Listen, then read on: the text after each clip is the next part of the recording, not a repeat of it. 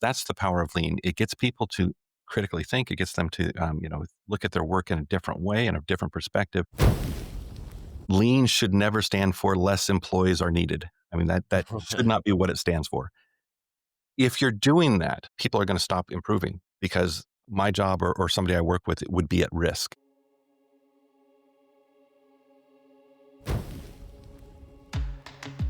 Welcome to KPI Fireside.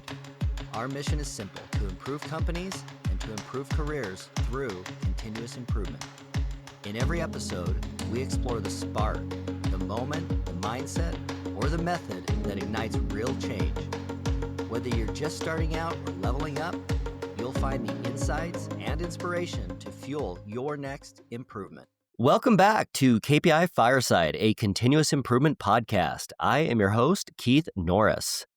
Our guest today is Jared Thatcher. Jared is a lean business consultant, host, and organizer of the Global Lean Summit, and author of Parenting the Lean Way. Jared has helped organizations across sectors apply lean thinking for real impact. He's passionate about taking those same principles from the factory floor to everyday life. We're getting into practical systems, culture change, and how to make continuous improvement stick at work, at home. Jared, welcome to the show. Where are you located at geographically? Geographically, West Coast. So I'm in Gig Harbor, Washington, a little bit south of Seattle. I know that you just recently finished your Global Lean Summit a week or two ago now, right? Okay, wonderful. Congratulations. I know that event production is not a simple thing, so that's it's probably fun to have that behind you as much as it was exciting. It is. Luckily, I have an amazing wife who organizes everything and takes care of all of that. I just set the strategic vision, say, here's the speakers, here's what we're going to do. And then magically everything happens, which that's Wow, that is amazing, right? awesome. That's great. You work on that with your wife, huh? That's terrific. That's great. Well, we like to start our podcast conversation with a little segment we call the Spark. And the spark is usually what I usually find is folks in this discipline have this like moment where, kind of the light switched on for them. I'm curious for you in your career, was there a time that you remember where this spark for continuous improvement got started for you? Wow, that's a great question. I started working for my dad's steel fabricating business when I probably was 13, 14. And so I would go in the summers and I would sweep up the floors. I would take care of things. I would run copies of blueprints, that sort of thing. Eventually, I started working in the shop itself, which for me was fun because I was driving forklifts and operating cranes and doing that sort of thing before I even had a learner's permit, which was, at 14 was, incredible. And you can do that legally if your parents own the business. Just anyone's worried about OSHA. But what I think impressed me at the beginning working in construction and doing that is seeing the inefficiency, seeing how much waste there was. We had somebody that would cut the steel, and there was always like leftover stuff and I knew just with my basic math from what was that at that time, like middle school heading into high school. It's like if we planned better our cuts, we could minimize the scrap, right? And of course, I would ask questions, like, is this the best way to do it? Isn't there something, better? And this is just the way we do it, kid, just shut up and, this is it. And so it always bothered me, seeing the waste, this is my dad's business and knowing how much everything cost and realizing that there had to be a better way. So I think early on, I realized that. And then later I ended up being the administrative plant manager of a manufacturing plant. Same thing. I figured there had to be a better way of doing it. And so I started, looking for those ways and starting to improve, starting to do things that were later I learned was lean. At the time, I didn't realize it, which is what I love about lean is that it's not rocket science. It's something that anybody can do, right? You just have to look for the opportunity, understand what's waste and do that. So without anyone explaining to me what those things were, it's been natural throughout my career of trying to improve, trying to get better. The epiphany, I think, happened when I finished my MBA and I started working at Daimler Trucks North America. And so they had lean, used it in what I was doing in what we called CCI, continuous cost improvement. We worked a lot with the factories and that was kind of the start of it. And then while I was there, Daimler Worldwide decided that they were going to bring lean into the office. So they had it in the manufacturing side, but now they were going to bring it into the indirect side, the office side. And they hired McKinsey Consulting to come in and bring that in. And I was chosen with a bunch of other people to be part of that and to be working alongside McKinsey as we brought it into different departments. And that's really where it's like, this is the missing piece. This is what I've been looking for. This is exactly what makes a difference. And yeah, ever since then, it's just been, company after company consulting. Yeah, it's been amazing. I think that's one of the things that is so interesting about it is that at its core, it is like these common sense principles that just make sense, but the discipline of lean gives you like the way to learn about it. It's like you don't have to be a pilot to be affected by gravity and lift, but if you go to school to learn about those things, gravity and lift make a lot more sense.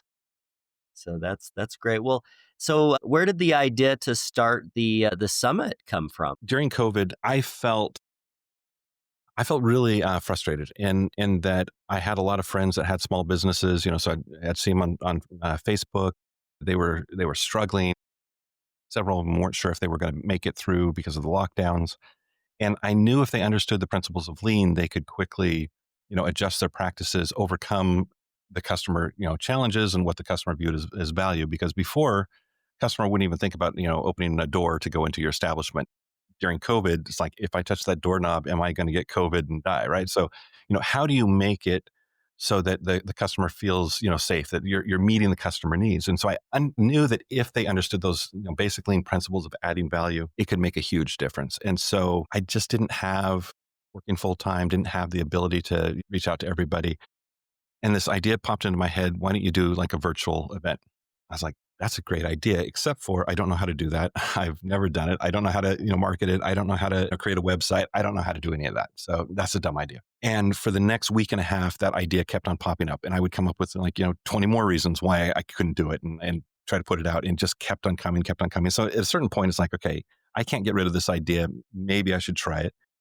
If you don't set a date, it's never going to happen. So I went ahead and said, okay, I'm going to do it in 6 weeks. And why I thought 6 weeks was a good number, I don't know, but I set it up for 6 weeks, and I figured, well, first challenge, if I can't get any speakers, then yeah, perfect. I can stop there. So I started reaching out to all of these people. I'd read their books, got a bunch of them back there. Every single person said yes. Not a single one said no. In fact, one person said, hey, normally I charge $10,000 to speak, but since you're not charging for this event, I'll just, don't worry about it. I'll come. So it was fantastic. Had all these great people. And it's like, oh, crap, now I got to figure out how to do it. Somehow in 6 weeks, I figured it out. We had just under 500 people attend. We had people from all over the world. And it was a fun event. And I was kind of thinking one and done. And then afterwards, had some of these people that I'd looked up to, in the industry, and they started seeing the work that I was doing where I was working and how we were doing virtual events. And I was posting about, how we were facilitating these virtual events and having great success. And they started asking me, what are you doing? How are you doing that? And I'm like, wait, you're asking me for advice? That's crazy. And so I realized I had something of value that I could offer. And we started talking. And then they were like, when are you doing the next event? That was amazing. I was like, cool. Okay, let's do the next one. And so the next one, we went from, I think, 21 speakers to like 68, 69 speakers. We had from 500 to 1,500. The following year, we had 3,600. So it kept on growing. Um, had people coming in and speaking from all over the world. We had people literally staying up all night on their time zone to be able to attend just because they wanted to ask a question of Ricio Shingo or somebody else. And so it was a great opportunity. And then I had two companies, Albertsons, which is a grocery store chain, reach out and say, hey, we're tired of virtual, but we'd love to come if you did an in-person event. And then right after that, Costco as well. So it was like, why not? Let's try it. Kept it local, tried it, lost a little bit of money, told my wife, hey, I'm not doing this. I'm not going to lose money. I'm just going to stick with virtual. For me, the virtual is a way to give back. It's just a free event. It's great. And then my wife was like, no, that was an amazing event. You can't give up. You just need somebody to manage it. And I'm like, this is fun. This is part-time. I don't have the time and resources to devote to doing this. And she goes, well, you need a project manager. I go, I know. She's like, I can't afford one. She's like, well, you can afford me. And I'm like, okay, cool. She And so my wife volunteered. has been running it. She has been doing an amazing job. So I just, like I said, set the strategic vision, and then from there she brings it into. So the last couple of years, we've been doing it just outside of Indianapolis. We've teamed up with Toyota and bringing people. Summit is not just about learning and hearing from people that have the experience, but it's also going and seeing at a benchmark company like Toyota how they're actually applying it, and they've been fantastic. They've given us full site access. We spend the entire day with them. They even trained us on some new tools that they're using, the weak point management, which is a fantastic tool. If you don't know about it, check it out. Yeah, it's been fantastic, and so yeah, it's just something where it's been growing. I think this year we had just over 50 people from 15 different countries attend, and it's been growing, and ton of executives from major corporations, showing up, bringing their teams. It's been fantastic. Wow, that's exciting. What's your wife's name, Jared? Anna, Anna. Sounds like everybody owes Anna some appreciation for keeping things going going. That's absolutely. great to have someone like that that can help you keep the course when things seem like it might not be a good idea. That's great.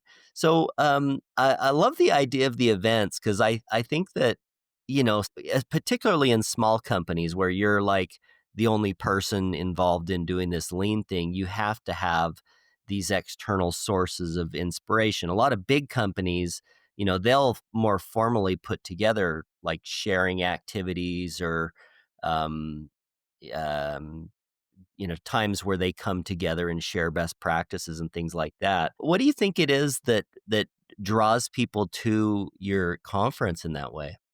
Yeah, I mean, one, it is smaller. So I mean, there's great conferences, great lean conferences. ASQ does it, AME. I mean, there's a lot of great conferences out there. And I think the differentiation is we're less about having consultants come in and talk about the things that they're doing in business, trying to get business, and more about those that are actual practitioners, the people that are doing it, that are struggling, that are being successful, and bringing them in. So we have a wide variety of industries. This year we added a healthcare track, and we got to tour a local hospital that actually designed the hospital using lean before they even started, building it. So it was fantastic. They did some cardboard models. I kept on perfecting it until everybody was happy, and then based on those designs, then the architects went ahead and designed it, and they built it. So having come from a construction background, you can avoid change orders. You're going to save a ton of money.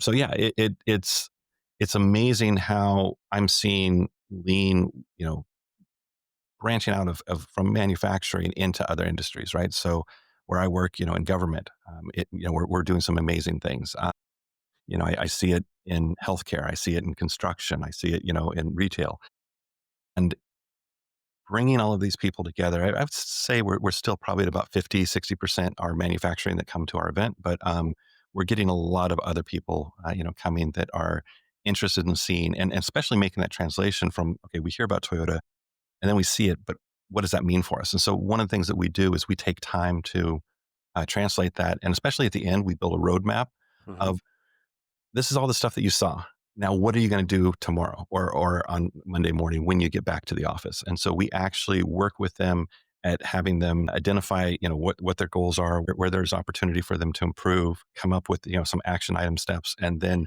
when they leave, they've got that and they know exactly what they're going to be doing. And so we give that time to have that Hansei or that reflection time Mhm. so that what they saw, what they learned, they can actually apply. Very interesting.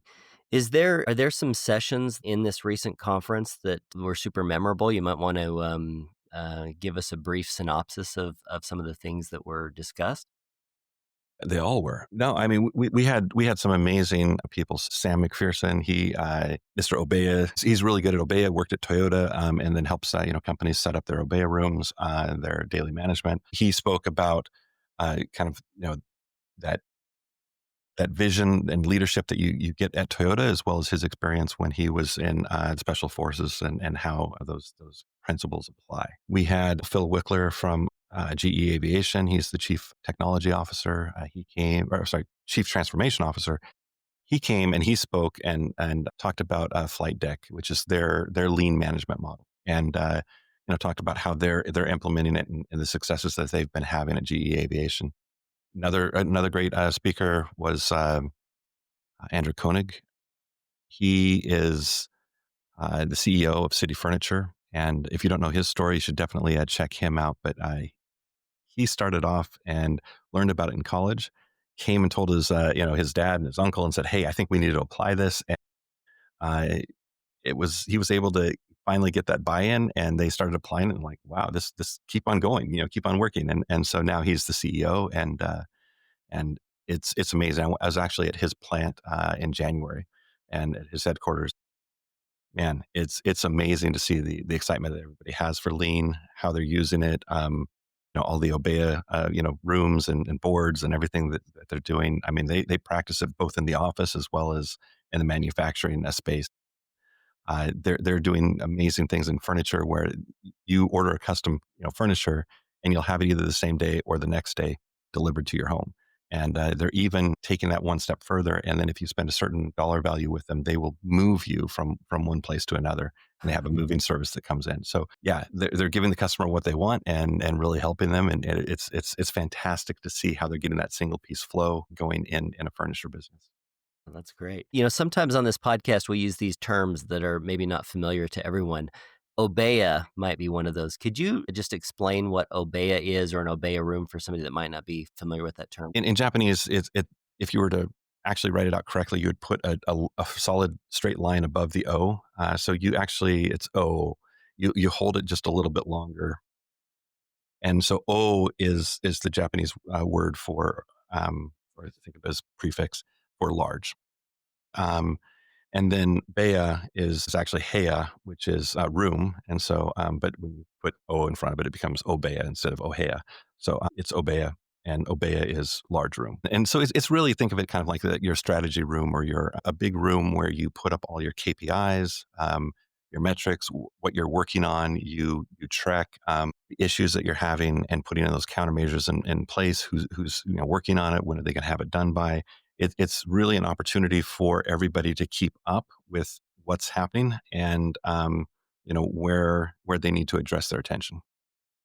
Wonderful. Wonderful. Yeah. Thank you. You mentioned that you were involved with Daimler when you were taking this lean from being just manufacturing into like back office. I'm curious if maybe there were some stories from your conference, or maybe you have some examples yourself of where this thing that is kind of traditionally thought of as a manufacturing discipline has been applied in other ways. Is there some that come to mind on maybe not necessarily manufacturing versions of how lean was applied? Yeah. No, there's a lot of amazing things that we've been doing. Not just at Daimler, but in all of the organizations that I've been working since then, it's been non-manufacturing. And so it's fantastic to see departments and groups from finance to IT, go ahead and figure out how to do things a little bit better, right? A good example, in fact, the very first project that I did in the office was I was working with a team. This is kind of like aftermarket. So if somebody was wanting to do a redesign of their truck and basically, hey, I've got this older truck, the frame, the body, everything's good, but I want to put some new equipment in, right? New dashboard, something like that. They would reach out to this division, and this group would go ahead and design what and how that would work. And in cooperation with that, there was another team that would do the research on the different parts. And they had a huge backlog. And it was, I want to say it was like a month and a half, 2 months of, on the backlog. And when we did a voice of the customer, we found out that the most important thing to them was timeliness, that for them, they would like to have it within a week, and it was taking way too long. And one of the things that the team was so proud of is the thoroughness of what they provided the client, the customer. And so they said, oh, everybody loves the reports and loves what we do. And so we need 2 more people just to keep up with demand. And so I was like, okay, well, let's look at that first. And so we asked them, what do you think about the reports? And they're like, oh, it's amazing. They provide all this information, when the part first went into service, who the original, supplier was, what the original, get all this really cool information. And then the next question was, well, how important is that to you? And it was like, yeah, we don't care about that at all. What we want is these 5 things here. and they give us, these, 20, 30, things. And we just need these 5 things in order to do what we have to do. And so we went back to them and we said, hey, you're providing too much information. The customers think it's amazing. You're right, but they don't value it. And so what we're going to ask you to do is stop providing that. And so out of curiosity, how long does it take to put, one of these reports together? And they're like, oh, well, it takes anywhere from, 45 minutes at the, fastest to about, 3.5 hours. I said, great. How long would it, take to do these 5 things that they actually value, that they actually want from you? And they're like, oh, that would take, 5 to 15 minutes. Fantastic. Here's what you're going to do. You're going to go ahead and start providing just those 5 things to them. If anybody comes back and says, hey, where's this other stuff? You'll mark it down and then you'll do the research and you'll provide it to them. But for now, you're just going to do these 5 things. Oh, but no, they love it. No, they don't. They think it's cool, but they don't love it. What they love is having it on time, and you're taking, a month and a half, 2 months to deliver. Within a month and a half, they completely got rid of the backlog. They got to the point where somebody would go ahead and put in a request, and usually they would have it filled by the hour. Completely different. And they went from saying that they needed 2 extra people to keep up with the capacity and the time to do everything. And they brought it down to where they actually freed up 2 people to work on more important projects that they just never had time to do. And so to me, that's the power when you really understand what the customer is looking for, understanding what they value and what you can provide, and figuring out how to do that in a timely manner. Miracles can happen. And in this case, it really did. It completely revolutionized how they did the work. Everybody started enjoying the work because they really didn't like doing all of this research and doing it. And now it was something, hey, I can do this, get done with it, and I can move on to other things that are more important. To get to that core information there, was there a certain tool from the Lean toolbox that was applied to get that answer? Yeah. So for that particular one, we used in our voice of the customer, we used what I call a modified Kano model. So the Kano model or Kano model, it's actually named after Mr. Kano, Professor Kano. But that model itself was actually designed for marketing purposes. And so the fact that we use it and trying to do voice of the customer, I mean, there's value to it for sure, but the way that we use it is a little bit different. So we have the X and the Y axis. So on the X axis, it's like, what's the importance? And what we do is a 6-point scale. So, a 6 and a 5 would be super important to the customer. 4 and a 3 would be, kind of important, and a 2 or a 1. On the other side is how satisfied are you with what you're getting? And so again, 6-point scale at the very top, man, if you're a 6 or 5, you're rocking it, right? And then if you're, 4 or 5, it's like, yeah, they're doing a fair job. Could be better. And then, of course, if you're doing a 1 or a 2, then they're not satisfied with it. Now, that doesn't mean it's a bad thing, because if they don't care about what you're doing, right? So it's not important to them at all, and you're not providing it, that's an okay place. On the other hand, what we noticed is they didn't care about what they were providing, but they were super impressed with it, right? They were super satisfied. It was, oh, this is amazing. But it wasn't meeting what their number one goal was on the far right hand side, which was number 6 was, we need this in a timely manner, and we're feeling like it's a 0 or a 1, right? It's taking way too long. And so we're like, you're on opposite ends of the spectrum. They don't care about what you're doing. They're impressed with what's being delivered, but they need it now. Readjusted to what the customer was actually needing, and we were able to move that up to where it moved up to a 6, because it was like, wow, we're expecting it within a week, and we're getting it usually within 24 hours or less. So yeah. That's excellent. In terms of sometimes lean gets a bit of you might say, a bad reputation when people associate lean with just, purely cost cutting. You've given us a couple of examples of lean being used to improve delivery times or timeliness. Are there some, I guess you'd say, misconceptions or mistakes that people make with lean that you want to call out? Yeah. So I'm all for cost savings. And I think when we are more efficient and effective in what we do, we're going to naturally get those cost savings, right? Um, there was one time I was walking down the hall, and I think I have probably the best job ever, because it helps people really enjoy what they do, and it builds up morale, and people feel better about the work they're doing. So I'm walking down the hall. I hadn't worked with this team in about a year. They see me walking down. They come running out. They're like, "Hey, you got to come see what we've done since you left." And I'm like, "Okay." And they're like, "Do you remember how it was taking us somewhere between 3 to 4 days to get this work done, every week? And I hated it. This isn't why I joined the company. This isn't, what I enjoyed doing, but it was like, I had to do this work, and I was ready to quit." I'm like, "Yeah, I remember you weren't happy." And it's like, "Yeah." So we did what you said. We went ahead and made these improvements, and we reduced it down. He goes, we've continued to work on that. And guess how long it takes us now? I'm like, I don't know, like half a day, a day. It takes us 15 minutes a month. I was like, man, that's fantastic. They figured out how to automate it. They figured out how to make certain fields, required so that they weren't having to go back and double check. They figured out a bunch of things that were causing those frustrations, those, Kaizen opportunities, right? Those pain points, and they fixed it and they addressed it.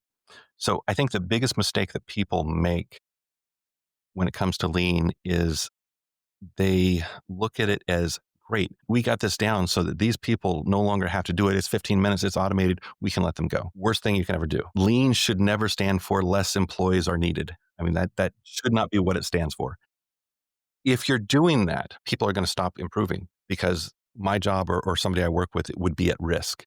You're actually going to have a negative, influence.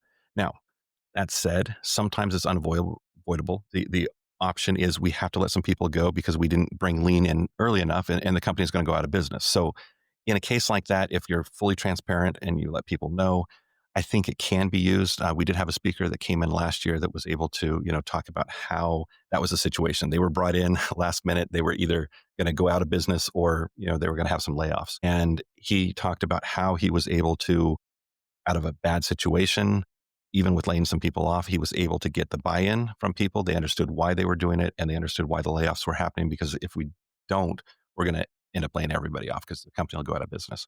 Are there exceptions? Sure. Should that be the focus? Never. Right. I think one of the biggest mistakes with one of the companies that I work with is they went from operations owning lean to finance owning lean. And finance started tying it to FTE. Big mistake because it freaked everybody out. Now, what they really meant was, hey, what we want to do is we want to free up people. We want to take them and put them into, we want to hire within. So we can then free somebody up to move into a different role. Ideally, we're promoting people up and instead of, hiring from without, and we can keep a lean force and, we're tracking it with the FTE counts that we're saving, but not by laying people off. Unfortunately, when finance started saying, "Hey, we're counting FTEs," what they heard is we're letting people go, and Yeah. and it was not well received, and people just did not perform well. Yeah, that's an interesting insight that you had there about shifting where the lean program sat in the organization. Because I think that there's a lot of well-intentioned lean programs that do just make these kind of small mistakes, really, in the big picture, that can turn it from a super positive, engaging thing to something less so. Are there some examples where you've seen companies successfully go from freeing up capacity to using that capacity to accomplish great things? Is there an example or story that comes to mind? Yeah, I mean, you can look at Toyota. Toyota is very good at doing that. So if they can free up capacity in one area, they're moving them to someplace else. The big thing with respect for people is it's just that your respect for people. It doesn't mean, and sometimes I get frustrated with this because people go, "You're not showing me respect because you're not doing what I want you to do, or you're not treating me the way that I want you to treat me." It's like, no, that's not what it is about. It's about, are we treating each other? Are we working together to achieve the goals and move the organization? We're following that Hoshinkanri, or a Japanese word for, basically kind of our strategic plan and our strategic vision. Are we moving the company in that direction? And are we working together to do that? And so when you free up capacity, are you giving somebody an opportunity to grow and to become better? When I do trainings, I often ask people, tell me your biggest moment of what means the most to you. What was your biggest success? And invariably, that success is where they had to challenge themselves, where they had to do something that they didn't think was possible. They learned something new where no one else could figure it out. It's when you challenge yourself. And so for me, respect for people is giving people that opportunity to grow, to challenge themselves. I'll often tell executives when we're putting together a plan on what we're going to do for a Kaizen event or something like that. And they say, "Oh, I want this person to lead it, or I want this person to be in charge." I'm like, fantastic. Let me ask you a question. This person's capable. They're able to do it. Oh yeah. I give all of my, top tasks to this person. I'm like, great. I don't want them. They're like, what? It's like, no, I want somebody that, is good, or it's going to be a little bit of a stretch or a challenge with it. I'll work them. I'll make sure that they're successful, but I want somebody that, you know, has that opportunity to learn and to grow, because then they're going to be, completely bought in and they're going to be excited about it. And if you continue to go ahead and give the one person that is always going to deliver, they're going to be like, what the hell am I doing wrong? Because you're always, giving me tasks. Why aren't you, giving it to other people? You're overloading me. And then they end up walking and they leave because they don't understand that, you know, I can trust you to get it done, but that's not really showing respect to that individual because you're overloading them. So we need to make sure that we're treating people with that opportunity to grow, to excel. I was doing some consulting work for a major retail company in Oregon, and they had an issue where they weren't sure how to go ahead and train up the next force. They didn't have a budget for putting them through classes and that sort of stuff. And I'm like, well, it's a simple fix. You bring in your high potential, employees that you think are maybe ready for that next level, and you bring them into your executive meetings. Oh, but that's for executives. No, you want them to be executives, right? Yeah, they need to start learning. You're going to bring them in, and what they're going to do is they're going to take notes. They're going to take the minutes, and they're going to be responsible for sending those minutes out. They're going to be responsible for giving the agenda and putting the agenda together for the next one.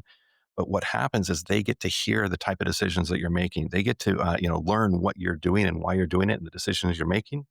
And so they're getting free training and they don't even realize. I think that's interesting. I think one thing that is so interesting about that is, like you just talked about that example of the opportunity where one person, it might feel like a burden to lead this thing because they already have a bunch of other things. But for somebody else, it's that opportunity that they've been craving to learn something new, to step up. And I think that that's one thing that's interesting about this discipline, where it's not necessarily the task or the thing that needs to be done, but there's a responsibility of leadership to help grow the culture, to put the right opportunities into the hands of the right people to create that growth. Because the same task um, might not be have the same burden for different people. So that's a very interesting insight. I like how you shared that.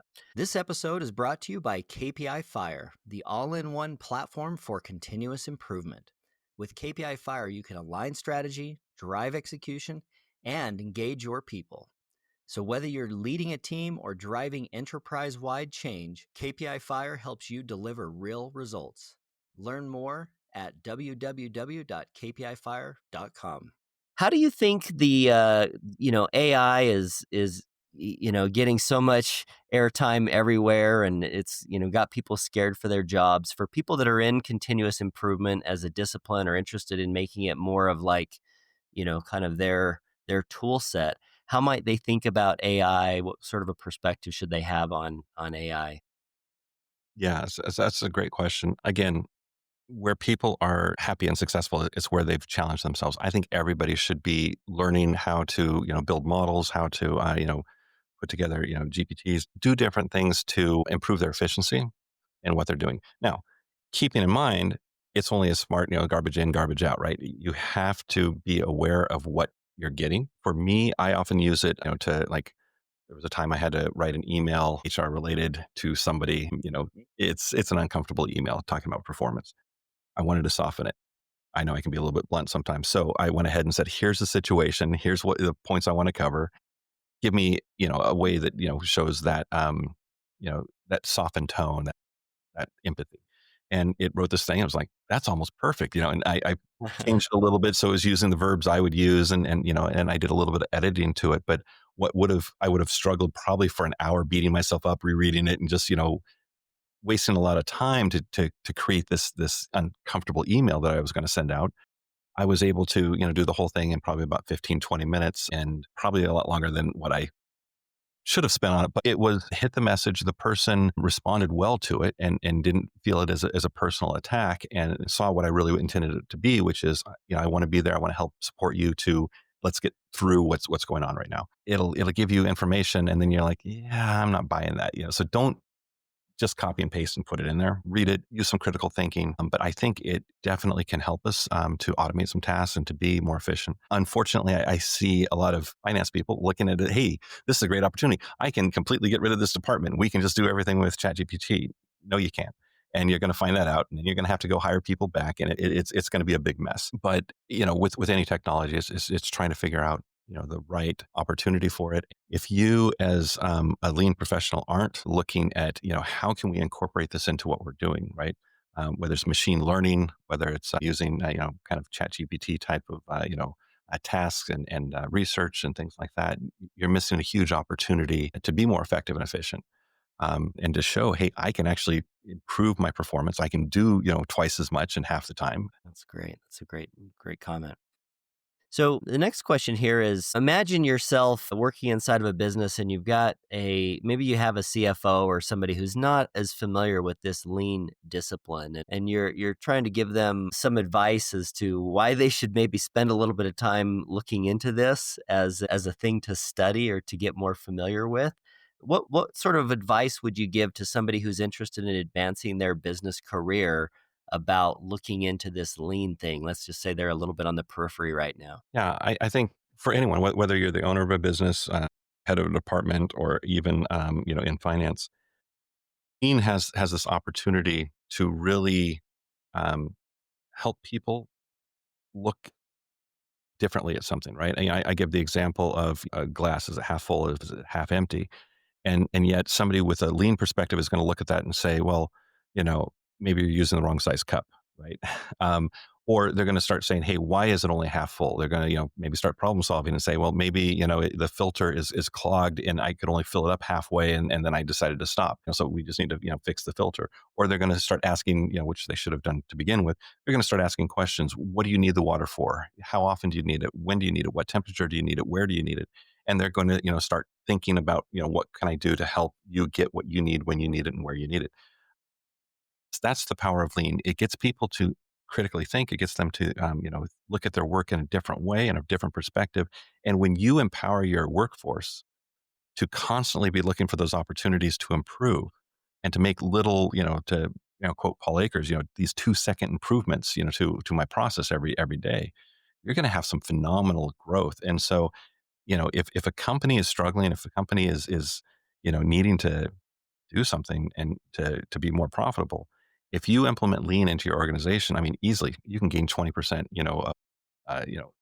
get rid of the overhead by 20% without even a problem. Well, and kind of on that same theme, if you were giving advice to somebody maybe earlier in their career, and maybe they've spent a little bit of time in operations, or maybe a little time in marketing, or maybe a little time in finance, maybe they haven't committed completely to a track. What sort of advice might you give them, or how should somebody go about learning this lean discipline? Practice where you're at. Practice with what you're doing. Think about and we don't often do this. I mean, honestly, I didn't think about the processes that I went through, or that I had processes even, until I was really introduced to lean. So think about, what are all the things that you do. Do 80/20, Pareto principle here. What are the 20% of things that I spent 80% of my time doing that, have 80% of the impact? And then start addressing, the number one thing, and then the number two thing. And then look at that and say, okay, what do I not like about this process? And go to the point of occurrence. You don't have to, do a big Kaizen event. You don't have to solve the entire process all at once. It's great if you have the time and the resources to do that. By all means, when you're first starting out, lots of opportunities, and Kaizen events are fantastic for that. Start with the biggest problem within that process step, and figure out how, what's the root cause, what's causing this, what can we do, run some experiments, see what works, see what doesn't, and you learn from that, right? Edison didn't give up because, he couldn't get the filament right the first, 500, 800, 900 times. It was over 1,000 times before he finally figured out which filaments gave the longest lasting, thing to the light bulb. In fact, some of the ones that he designed are still, 100 and some odd years later, still producing light. I think some of the companies went backwards a little bit because, hey, we want to have a reoccurring revenue stream. We can't just create something that never burns out. But that's the power of lean. You can actually, create something. You can innovate. You can do some amazing things. And in terms of, something we talked about at the very beginning, cost savings, continuous cost improvement. Oh my heavens, there are so many different things that we can do to save money. It doesn't matter which department or which, where you're at within the organization. There's some incredible opportunities. I mean, I was part of a PMO group where we, over the course of 3 years, saved just over $1.1 billion. And my contribution over the 4.5 years of working for that organization was about $50 million. A little over half of those ideas were ideas that I came up with.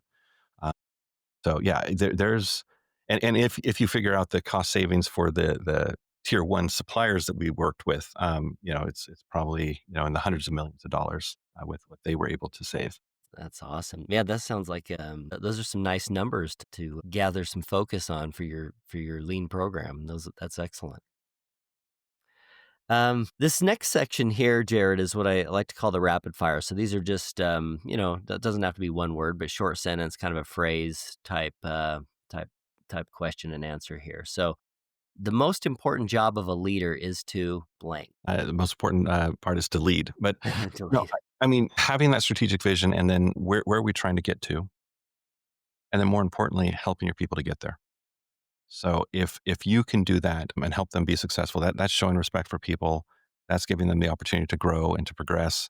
And honestly, I've worked with people that will take the successes that you had and put it off as their own to continue to move up in the organization.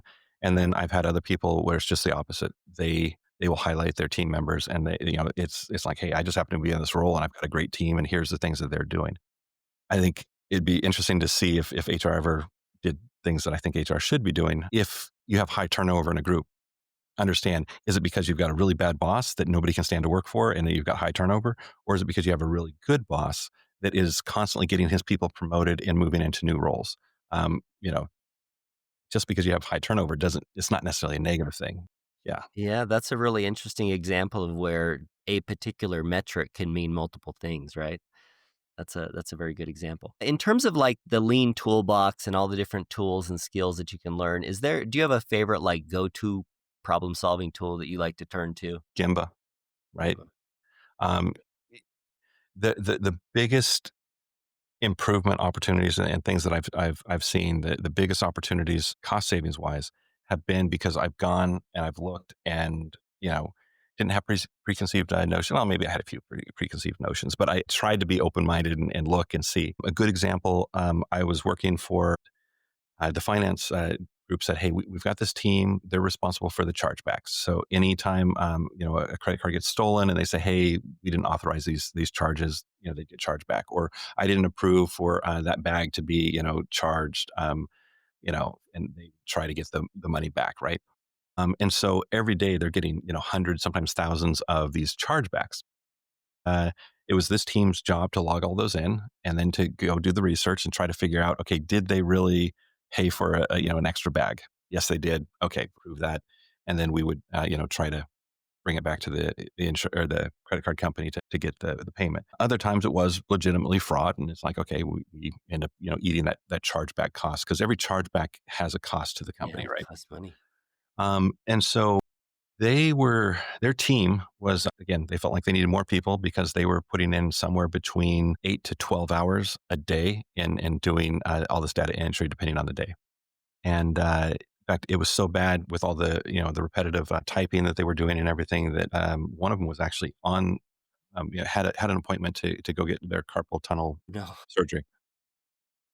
Well, we mapped out the process and I said, well, have you started that process today? And they're like, no. I guess, hey, do you mind if I come and just kind of like, follow along with what we just mapped out and see how you do it? And I said, sure, come on. So I sat down at the desk and they're walking through it and they go to the merchant services and they download the CSV form and then they print it out. Well, that wasn't part of what they said they did. And it was like, that's interesting. And then I said, well, what are you going to do with that? Well, we print it out. Print it out. Why are you printing it out? It's like, oh, we print it out because then we type this back into the database for our records. And at that moment, I saw everything I needed to see because they didn't know that you could take a CSV file and you could directly import it into your database. You don't have to retype in this stuff. And I asked the question. I said, so do you ever get fat finger errors where then you have to go back and try to figure, oh, they're like all the time, at the end of the month when we have to, audit the books and make sure sometimes we'll spend 3.5 days just trying to find all of the errors that we made. I'm like, oh, you guys are going to love me. So I go out, I reach out to IT. I didn't know, I was new in the company. I didn't know who to reach out to. So I went through the list of all the managers and I started inviting like all of these people to this meeting. And they're all like, what are we doing here? And I'm like, here's the thing. This is what we need. I explained it in like 2 minutes. Half the people walked out of the room because it wasn't them. The other half said, okay, we can solve that. And so we were able to figure it out. And within, I think about 2 weeks, we had a solution for them and it cut their time in half. And then they were going to get on the docket for about a year later. They were going to do the other piece that would completely automate it. And basically you'd have one person that would spend like, 5 minutes a day, just to run a couple of things, and then they would be done. And we were going to automate everything. But they went from 8 to 12 hours down to 4 to 6 hours. Well, that freed up their time to do what they enjoyed doing, which was talking to the customers. They were able to bring in over $1 million in reclaimed chargebacks that they didn't have to pay out. And on top of that, the person that was doing all this data entry that was ready to go in for carpal tunnel syndrome, because they weren't doing the typing, it got better. They didn't actually have to go in for the surgery. So, yeah, it was a huge win. It brought in an additional $1 million to the company, and the people who they had a high turnover in that group for obvious reasons. They enjoyed their work because they got to do what they loved doing, which was talking to the customers. I think that's a great example that you mentioned a couple of things there. One of them is where to start with lean. It's like start with the things that frustrate you, start with the things that cause you pain, emotional, physical, even physical pain in that example. That's a great example. That's a great story. Okay, do you have a favorite question? There's a lot of questions that you could ask, but do you have a favorite question you like to use as part of your practice? Yeah, once they come up with the time savings, like, great. Now, how can you cut that in half again? And they're like, "What?" And so, I mean, it challenges them. They may not be able to, and that's fine. But asking that question and asking them as if it's a reality that they can do it, it's like it gets them thinking about, okay, well, how could we do that? That's a great one. Is there a book or a resource that you want to share or recommend to folks on this journey? Toyota engagement equation. And so both of them worked at Toyota. And so this is from their perspective, and being able to talk about the different tools and the methodology and the thinking that went into making Toyota successful. Great book. That's probably one of my top ones. There's so many that are out there. You're looking to apply it to you know your parenting skills. I wrote one called Parenting the Lean Way, but yeah, I'm constantly thinking about rewriting that because I have kids all the way from 7 to 25. And so, we've got a big range of kids. So, and in fact, first grandkid is going to be born most likely January 1st is the due date. So Wow, we'll that's see if exciting. it's this year or next year. But yeah, I'm pretty excited for that new phase in my life. But it doesn't matter that I think that the principles of how do we add value to the people that we care about, whether it's the customer or a family, holds weight. And then when we think about that, we can come up with some amazing things. So when my daughter, who is, you know, I had a little bit later in my life, she's pretty young. In fact, both my daughters are. And I got thinking, of kind of what their life would be like. And then I started thinking, in advance, at some point they're going to get married, and we'll walk them down the aisle, have that daddy daughter dance. And then I had this terrible thought, which is like, I'm older. What if I don't make it? What if something happens, right? And so then my next thought was, well, how can I make it special for them if I'm not there? And I had this idea that popped into my head. Well, what if we did a daddy daughter dance every year on their birthday, and I, buy them a white dress, I wear my tux, and we do that dance.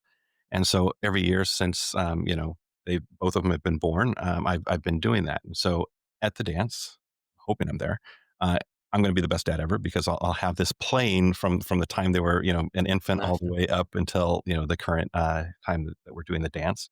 And if I'm not there, I'm still going to be a pretty amazing dad because I've done that with them, and we'll still have that dance there. So I would have never come up with that had I not have been thinking about how do I add value to the customer? How do I add value to my daughters? And specifically for a particular process, the daddy daughter dance. Yeah. So I think when we think beyond ourselves and we think about how to help others, we can do some amazing things. We can come up with some, we can be very creative, and we can help add a lot of value to others. And I think that's what I like about lean is it's not, and I'm not saying it's the ultimate guide for everything, is being a parent and trying to raise kids, but it can help you to get through things. When I look at trying to understand the root cause instead of getting upset, it's almost like I step back and I'm putting on like I'm kind of watching that Hawthorne effect, right? I'm kind of watching. I'm okay. Why are the kids fighting? Let me sit back. And so now I've removed myself from being in the situation. I'm an external observer of what's happening. I don't get as upset. At one point, we created a yelling KPI. Yeah. I think the funniest thing with that was it took them a couple of weeks to realize that there was a baseline that was set. And then they kept on seeing my baseline, get better and better. And there was one week where on the last day, and my boys come in and they are bugging me and they are just pushing every button and they know all my buttons and they're pushing them. And finally I just lose it. I'm like, you need to stop doing this. And they start laughing and high-fiving each other. I'm like, what's going on? And they're like, oh, we couldn't let you, get the entire week without yelling at least once. It's like, you little rascals. But I think there is opportunity when you're measuring performance and something like that even, you can get better. We just have to hold ourselves accountable. That's part of respect for people. And so, yeah, I mean, there's a lot of books out there. I'm not saying go out and buy mine, but, you know, there's there's a lot of opportunities, coming to events and being able to meet with people and talk to people and network and, learn what they're doing, listening to podcasts like yours. All of that is just amazing opportunity to learn and grow.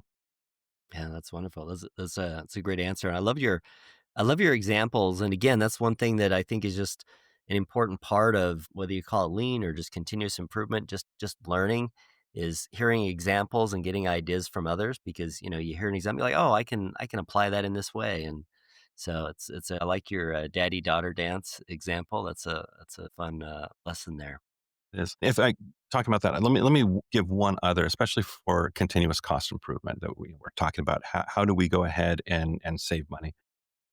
When we understand what the need of the customer is, we can do some amazing things. So when I was at Alaska Airlines, the operations folks, I was doing a different project. I was interviewing them, voice of the customer, and they said, "Hey, I know this is out of scope, but we've been asking IT for a decade to give us up to date information about who's on the plane." I'm like, wait, you guys are responsible for day of flying. What do you mean you don't know who's on the plane? "Oh, well, we know basically. The data we have is about 3 to 5 days old, depending on the day of the week." And I'm like, that I don't understand that. And like, neither do we. We've been asking IT for a decade. I'm like, so can you help us, get IT to do it? And I'm like, well, you're right. That is out of scope, but I'll think about it. Uh, and so the next day, I'm in a meeting. The meeting gets canceled. There's a finance guy there. I pull him aside and say, "Hey, before you head out, you have a couple minutes." And so I spent about 3 to 5 minutes explaining to him the situation. And I said, "You guys love numbers." And they're like, "Yeah." And I'm like, "Do you happen to have up to date information, real time information about how many seats are sold, how many people are on the plane, things like that?" And it's like, "Oh, yeah, not only do that, I have that. I can tell you what membership class they are. I can tell you, how many miles they've flown. I can tell you where they're flying from or to. Yeah, whatever you want, I've got it all." I'm like, "Can you share that with operations?" And they're like, "Sure. Who needs it?" Gave them the names. Within 45 minutes of having that conversation, less than 24 hours from hearing about it, they had what they've been asking IT for a decade to deliver. So I guess my biggest number one tip for continuous cost improvement, being able to help people to save money within an organization, you have to get out of your silo. You have to understand what the other silos do, what their job is. You have to understand what their needs are. You have to understand what their challenges are. And then you have that opportunity to be able to share that with others, to be able to help them, kind of make those connections. If you can break down silos within an organization, you're going to be unstoppable. Unfortunately, most people, they like living in their silos. It's easy to blame the upstream folks and the downstream folks for why you can't do what you're doing. And instead of taking that responsibility and saying, I got to figure it out. So in this case, yes, should have IT have done something earlier? Absolutely. Why didn't they? I don't know. That's another discussion. But if you understand that other groups also need that same information, reach out to them. Hey, do you happen to have this?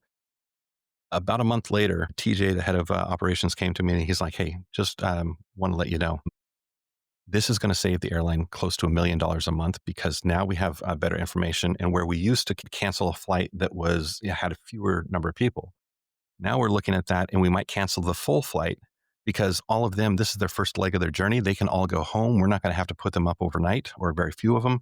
Whereas the other flight that we would have normally canceled, they're all pass through. They're all going to a different, thing. So by, canceling that flight, which we would have done in the past, now we're not having to put every single one of them up. That's going to save us money. Do that, a couple times a week and that adds up. We're going to save $1 million a month easy just because we have up to date information. So nothing I did other than just saying, "Hey, finance, you have this, right?" They're like, "Yeah, give it to them."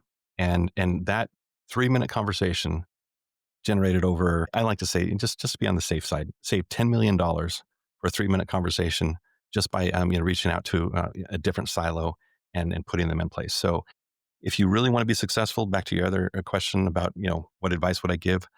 understand each business unit, understand what they do, understand what their challenges are, and then you can help align and make sure you're bringing in the right people to the improvements that you're trying to make, so that you can actually get the movement that needs to happen.